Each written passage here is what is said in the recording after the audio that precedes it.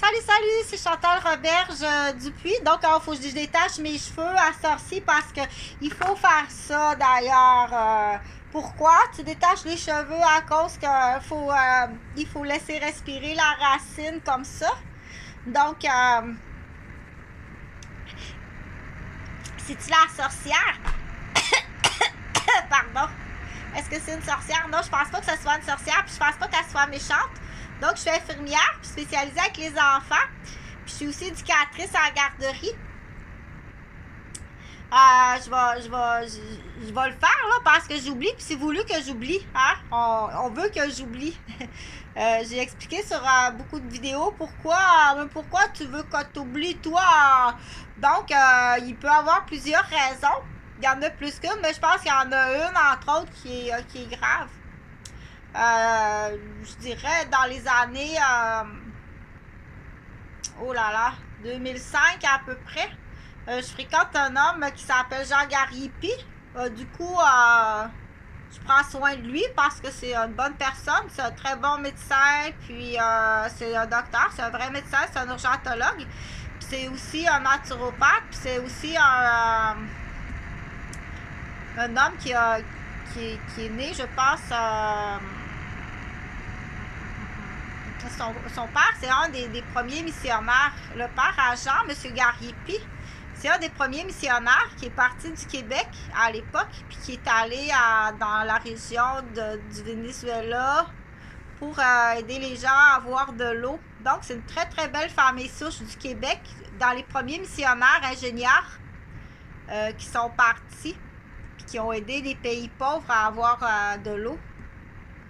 Donc, je fréquente Jean quelques années. Puis la fin de semaine, on prend des marches dans le bois.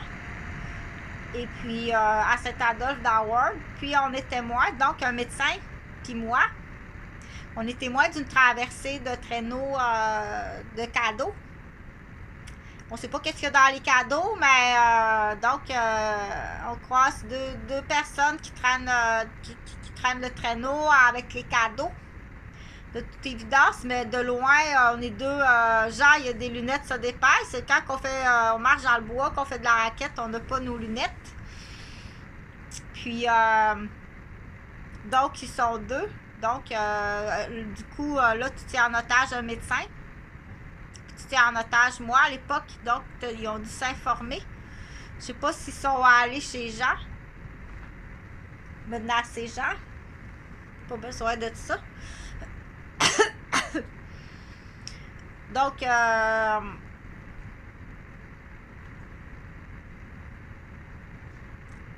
tout ça pour dire, après toutes ces années-là, c'est sûr que c'était du gros transport, là, c'était des grosses, quand même, un traîneau de grosses boîtes après toutes ces années-là. Si tu as pris des otages, tu prends un médecin en otage, une infirmière qui a une garderie en otage, tu me-tu envoyé des torpilles? Donc, ça, c'est le traîneau. Tu me-tu envoyé des traîneaux à cadeaux? C'est-à-dire des gens qui achètent ta substance.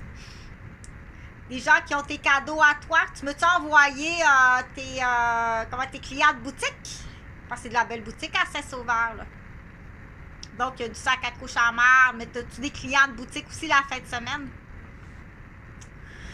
Fait que c'est sûr que tenir un médecin en otage puis une infirmière en otage, c'est très grave, mais j'ai entendu dire pire que ça. Pire que ça. Pire que ça a l'air que vous êtes débarqué à la garderie. Le temps que j'étais pas là, puis même débarqué chez moi, le temps que j'étais pas là, puis que vous travaillez bien, les gars. Vous l'avez l'affaire. Vous l'avez solide l'affaire. Donc, c'est là qu'on dit à la consommation, ceux qui vont dans les boutiques, hein, je pense que c'était deux lutins du Père Noël avec un traîneau, puis deux grosses boîtes remplies de beaux petits cadeaux. Ben, ça pas juste à Noël, à toutes les fins de semaine, vous prenez des cadeaux. Donc, tu as une belle clientèle. Il faut vérifier. Premièrement, on dit qu'est-ce qu'il y a dans ces boutiques-là? Est-ce que c'est légal? À l'époque, c'était illégal.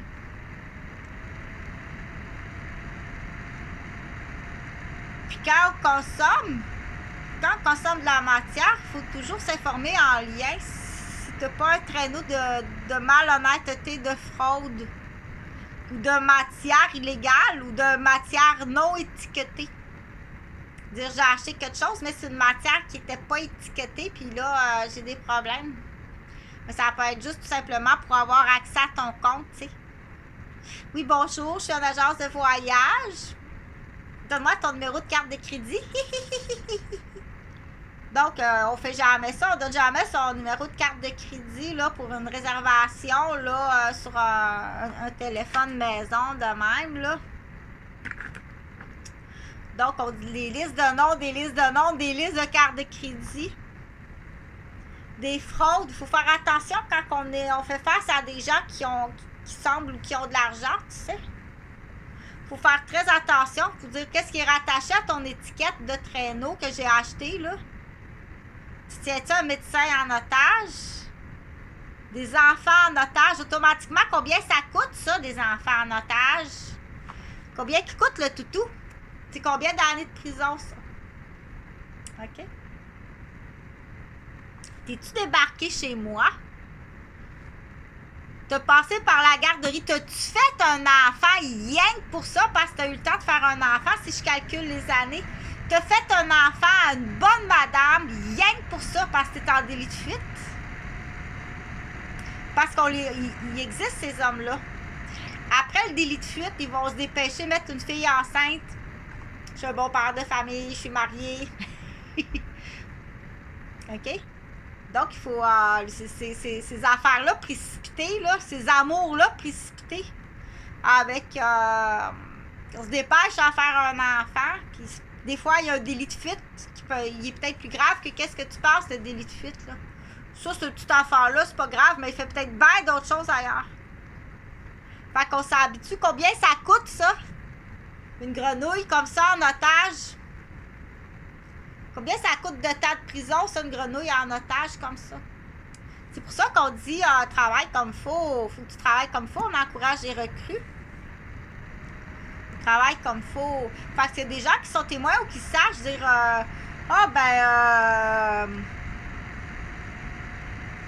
c'est jusqu'à où ça va, tu sais? Fait que t'es une pointe de pizza, toi, d'un traîneau. Puis t'es un sac à couche. C'est juste pour arriver chez moi que tu m'envoies ton sac à couche puis cet enfant-là pour me détruire. Puis toutes ces pointes de pizza-là. Là, il faut que tu m'expliques la brutalité policière qui arrive là-dedans. Ça, c'est la fin de semaine, vous en prenez. Ou ils ont tellement d'argent qu'ils n'en prennent pas, mais ils prennent les cadeaux, par exemple. Mais en lien au cadeau que tu prends, tu n'en prends peut-être pas de la consommation du traîneau, mais tu prends les cadeaux de l'argent de ça. En lien avec ça, c'est jusqu'où ça va. Est-ce que tu fais partie du travail à la chaîne, puis c'est là que c'est très grave. C'est combien ça coûte, ça? C'est la prison à perpétuité. Que tu tiennes la porte, que tu tiennes la corde du traîneau, que tu aies eu un cadeau avec la vente des cadeaux. Tu es dans le travail à la chaîne de ça. Il y a des otages, il y a des enfants en otage, il y a eu des enfants brutalisés, il y a peut-être même eu des enfants violés parce que c'est des bêtes. Quand ils font une menace à un enfant, ils débarquent chez vous, admettons l'enfant, il se garde tout seul ou il arrive de l'école, il est 15 heures. Il descend dans le sous-sol, puis il y a déjà quelqu'un dans le sous-sol, puis il viole. Par son salaud de même, il viole. Tu diras à ta mère de fermer sa gueule, puis il viole le petit gars, il s'est débattu pendant 2 heures de temps. Il va te faire saigner du nez longtemps. Puis là, tu apprends que le mononcle, il achète du traîneau en plus. Puis là, qui change de nom, puis qui est rendu dans la garde de Ward. C'est combien ça coûte de temps de prison, ça? Ou ça paraît que c'est débattu, là, qui a été violé, là. Ça paraît qu'il a été violé, là, que c'est débattu pendant 2-3 heures de temps. OK? Es-tu capable de faire quelque chose pour ça? Huguette. René. T'es-tu dans la corde qui tient le travail à la chaîne? René. Sylvain, t'es policier.